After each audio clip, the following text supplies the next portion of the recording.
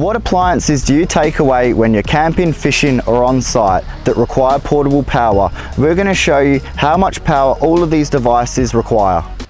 Give me the power. The power. Give me the power. I wanna make all the noise a little louder.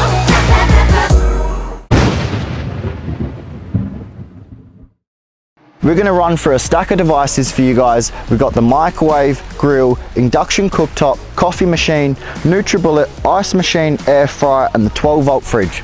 First up guys, we've got the coffee machine. If you're like me and you can't start your day without a coffee, they're an absolutely awesome addition while you're away camping.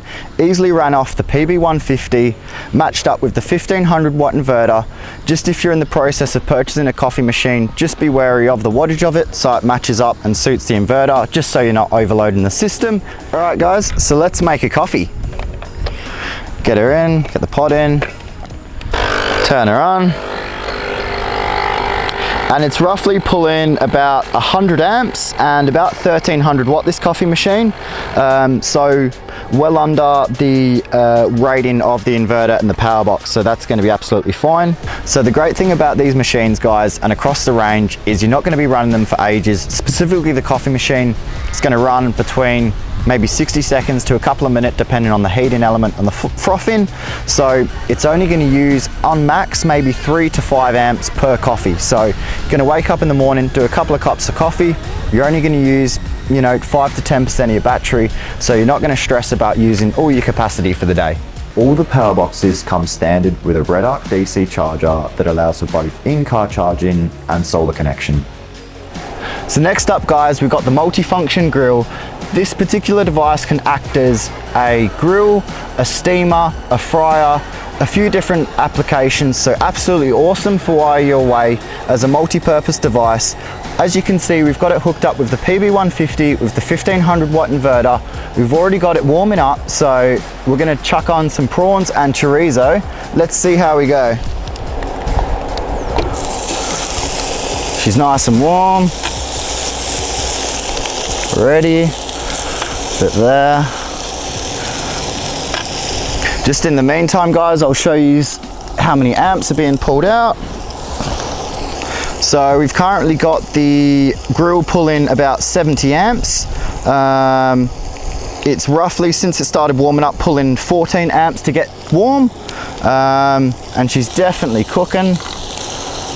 I don't think we'll be on here too long to cook this stuff. We had the grill running for a total of 10 minutes, using a total of 17 amps to cook the prawns and chorizo. So next up guys, we've got the microwave. Now I know what you're thinking, that's not something I'm going to be taking away with me camping, but what we do have hooked up to it is the PB200, which is a tradie's best friend. So we've got plenty of customers with these in their utes, their canopies, out on site to run all their Milwaukee batteries, everything like that. I personally think a microwave could be a tradie's best friend. Chuck one in your van or ute, and if you're at site and you need a meal, boom, chuck in a frozen pre-packed meal. 2 or 3 minutes later and you've got yourself a hot food and you've not wasted too much time that day. Now I'm gonna chuck the food in, run it up and see what it's pulling out on the inverter. So I've got it in for 2 minutes 30, pulling about 100 amps at the moment and power is about 1300 watts. We're gonna run this one for a couple of minutes and see how many amps it consumes in the whole time. So guys, there you have it. Nice cooked meal in under 3 minutes and it's taken less than 5% of my battery and I've got a hot meal. Happy days. The PB150 model is inverter ready for up to a 1500 watt inverter, and the PB200 can have a 2000 watt inverter connected. So guys, I'm sure none of you are a stranger to the next device, which is the 12-volt fridge hooked up to the PB100. The main difference between this appliance and everything else we've shown you guys today is that the 12-volt fridge is going to be pretty much running 24/7 while you're out camping, whereas most of these devices are going to be running for short durations of between maybe a couple of minutes up to 20 minutes, half an hour, depending what you're cooking. So today we've got the fridge hooked up. I've got the battery monitor open here. Currently the compressor's just idling out at about sort of under 1 amp really, so it's really not pulling too much down. When it is cycling with the compressor on, it will pull up to 3 to 4 amps however, so a little bit more. One of my tips as well is if you're going away, make sure you pre-pack them. So the night before, the best thing to do is to pre-pack the fridge, chuck all your gear in, put it on the 240 and get the fridge nice and cold, so you're not wasting any of your power in your vehicle the following day trying to get it cold. So once you've got all your food and your fridge nice and cold, chuck it in your car, and then your dual battery system isn't having to work too hard just to get the food that you've got in the fridge down to temp.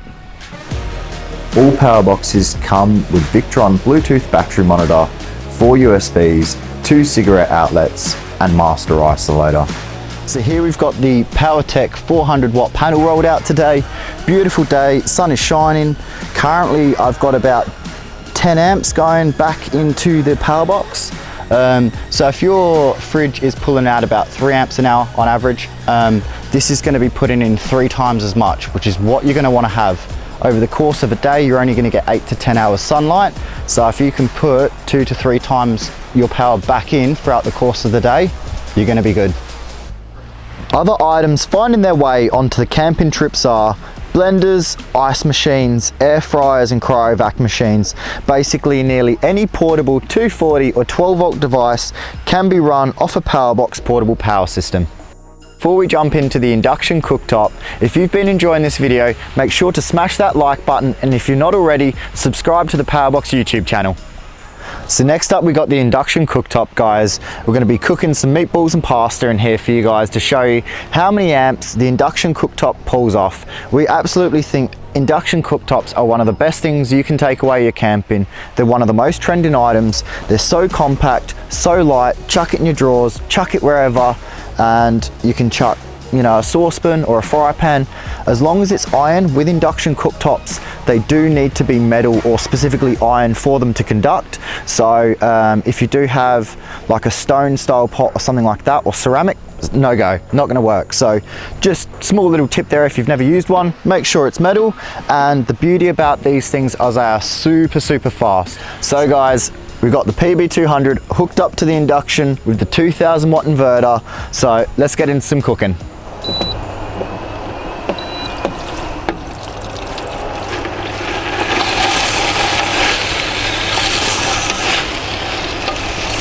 So currently we're pulling about 167 amps and just under 2000 watts.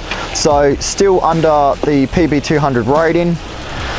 And we're cooking fast here, guys. This is the beauty about induction cooktops. Super efficient and super quick at cooking. We had the induction cooker running for 8 minutes using 24 amps using 8% of the battery. So there you have it. With a Powerbox, you know you have all the power you're going to need. So guys, if you want to go grab one of these awesome power boxes for yourself, go check out the powerbox.net.au website or get in store and check out your dealers.